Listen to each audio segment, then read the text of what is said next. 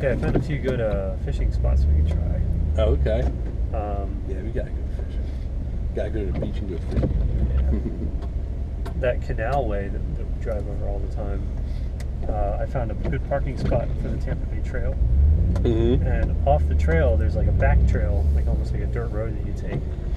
It takes you further down the canal towards the ocean where it becomes more saltwater. Mm-hmm. That looks like that might be pretty good. And then also across from the canal, there's a little lake that might be pretty good for bass fishing. Oh, okay. But when was it? I guess last week I stopped by that spot just to check it out. And I walked on. There's a little bridge that goes over that canal, and I walked over there, and there were like freshwater gar, like in the water. And I'm looking over and looking at the gar, and I see this orange thing or this bright green thing that looks like a bobber moving under the water. Mm-hmm. And I'm like, what the hell is that? And it's coming towards the bridge. And I look closer, and it's, I don't know if it was a shark or just a big alligator gar, because they call them alligator gars when they get really big. Okay. But I'm looking like, that fish is fucking huge. It must have been 6 feet long. Really? As long as I was. Looking in the water, it was just big and slow, and the big tail just moving back and forth. Crap. And it had a bobber sticking out of its mouth. Oh my god. So somebody hooked onto that thing and it snapped its line like that. Holy crap. I'm just like, what is That's that? amazing. I couldn't tell what it was because it kind of looked like a shark, but then when the gar get that big, they have kind of a shark look to them. Do they? The water was kind of murky, so I couldn't really tell. Holy But it was a crap. massive fish. It wasn't a catfish, was it? I don't know. It could have been. I don't know what it was. Was that, you said it was freshwater? It's like, I guess it was more towards saltwater in that area. It's kind of brackish. Okay. So like you get like snook and redfish start to come in from the bay. Yeah. And then also the gar and the bass and stuff kind of come towards the bay and they kind of meet. So like in that area, it's kind of a mixed bag you can catch. Yeah. Didn't dig it. Uh-huh. I was watching to see what you're gonna do. Yeah. I figured you were.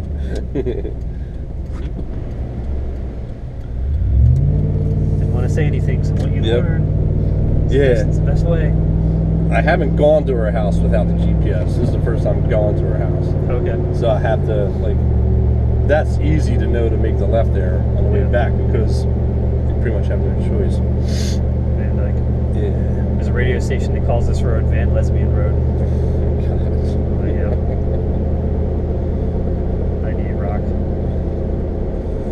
Van Lesbian Road. It's a bad station. Yeah, that fish was massive. I'm just like, oh man. It's like, I got to fish here. Mm-hmm. But it looks like there's that dirt road that goes along the canalway. There are docks that are built onto the canalway from that dirt road. But the canal and the dirt road are all public property. Mm-hmm. But across from the dirt road are houses. But those houses are all fenced in with wooden fences. So I'm thinking like, those docks can't be owned by the people who live in those houses because those docks are across that road outside of their fence. Right. The fence is normally their property. It's a subdivision. Yeah.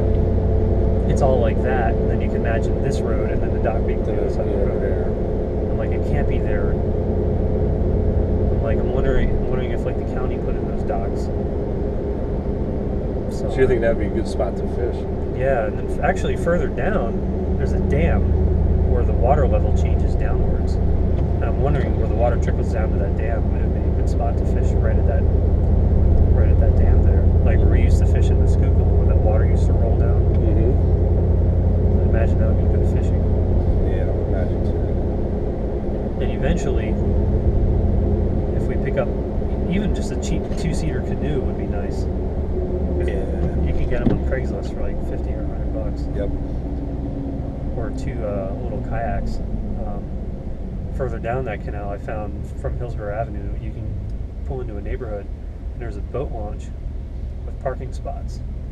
Oh, You can okay. boat launch there and paddle about not even a quarter mile, and you're out in the bay and you're around all these mangroves, kind of like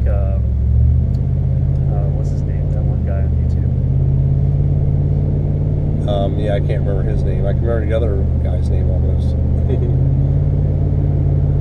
I can't remember his name. You got the ponytail, right? Yeah.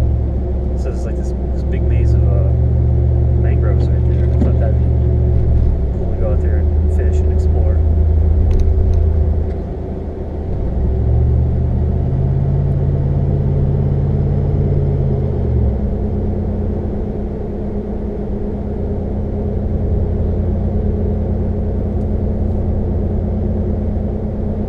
Yeah, that's a good idea. I'll have to check trace this down.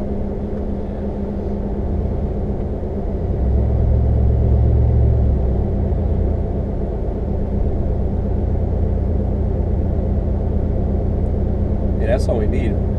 I'd like to have a John boat because they're pretty stable Mm-hmm. with a nice little motor on it. That'd be perfect. Yeah. I'll have to check the laws for registration. Mm-hmm. Trolling motor, you might be okay. I forget how the laws work when it comes to when you need to have a registration on a boat. Yeah. So I know if you're paddling, you don't need one. Right. Same in PA. Yeah. But I don't know, like you said about the trolling motor, I don't know if that counts. I think you may need one. Because my old friend with his flatback canoe, he had a trolling motor. And we would troll out Anclote Key in the saltwater, and he had a registration number on his canoe. Oh, okay. So I think you may need one. But it's cool, there are a lot of lakes around here too, where you're allowed to use trolling motors and you don't need registration Okay. for bass fishing. And Yeah. there's a park, Upper Tampa Bay Park. I think I told you that they have a canoe launch, Mm-hmm. and it pretty much launches you right into mangroves, like all these mangrove areas. Yeah, because all these lakes, there's a lot of lakes around here. Big, small, everything. Yeah. You know that, I don't know what they call it, but like the Pennsylvania Fish and Game Commission, you know they're not going to be, Yeah.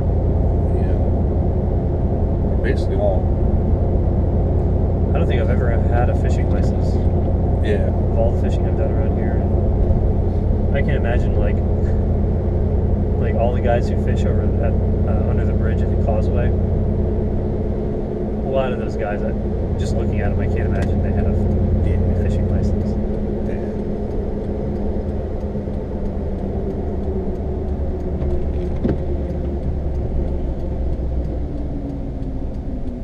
Calusa trees.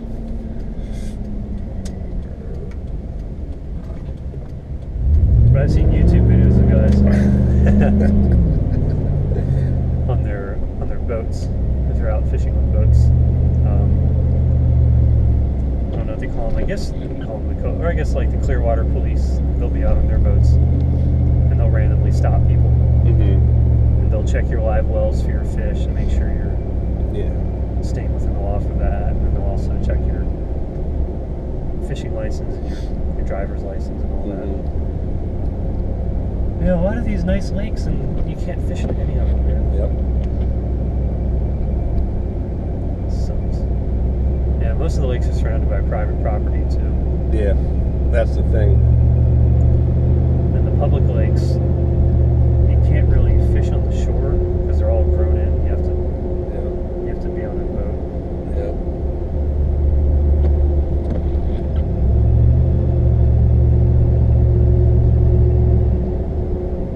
There's lakes everywhere. Yeah.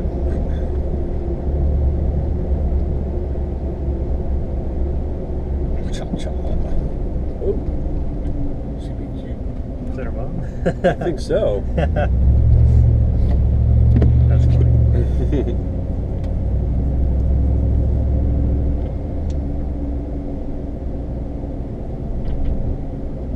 H. Norman Schwarzkopf.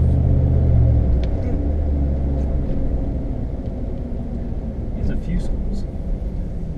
Does he? There's another one here in Tampa. It's not a Schwarzkopf school. Yeah. I think it's an elementary school. Or it might be a middle school.